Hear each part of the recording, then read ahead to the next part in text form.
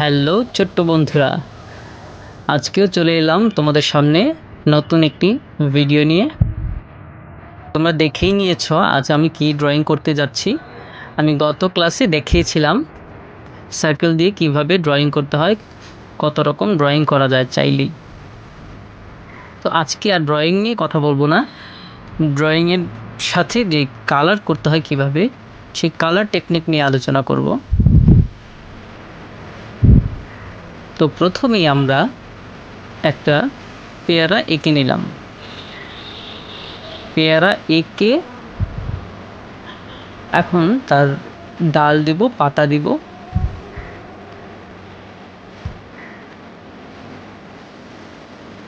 ব্যাস, পাতা এঁকে নিলাম আমরা। পাতা এঁকে নিয়ে এরপর আমরা কালার করব। আমরা আজকে দেখব যে কিভাবে কালার করতে হয় পেস্টেল কালার দিয়ে। তো তোমরা দেখতে পাচ্ছ আমি আজকে কি কালার নিয়েছি। আমি জয় টেটির পেস্টেল কালার নিয়েছি। পেস্টেল কালার নিয়েই আমরা শিখব।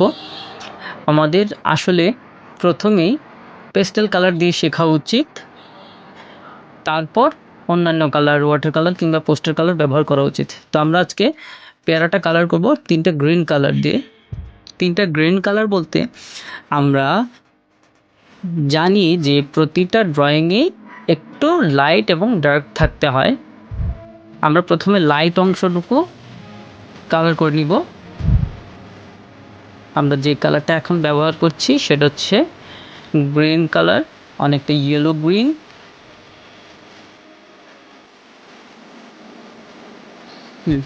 আমরা অনেকটা 45 ডিগ্রি অ্যাঙ্গেলে কালারগুলো দেব।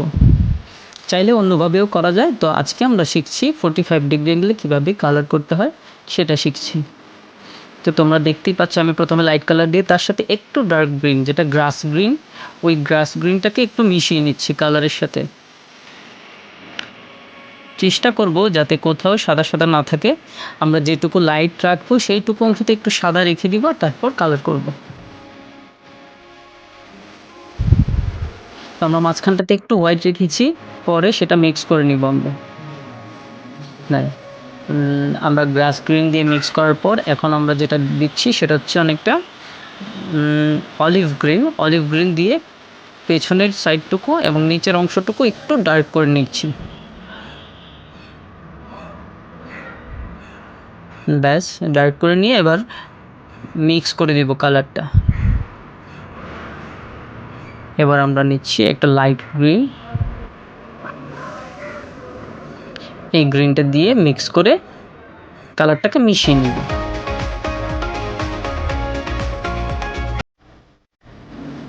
ব্যাস, আমার পেয়ারার কালার হয়ে গিয়েছে। এবার আমরা উপরে নিচে কালার দিব। আমরা যে কালারটা দিচ্ছি সেটা হচ্ছে ব্রাউন শেডের একটি কালার, মানে একটা র সিয়েনা।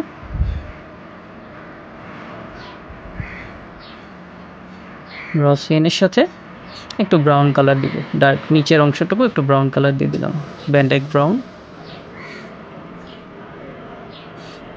তারপর নিচের অংশটুকুতে একইভাবে কালার দিব, লাইট এবং ডার্ক।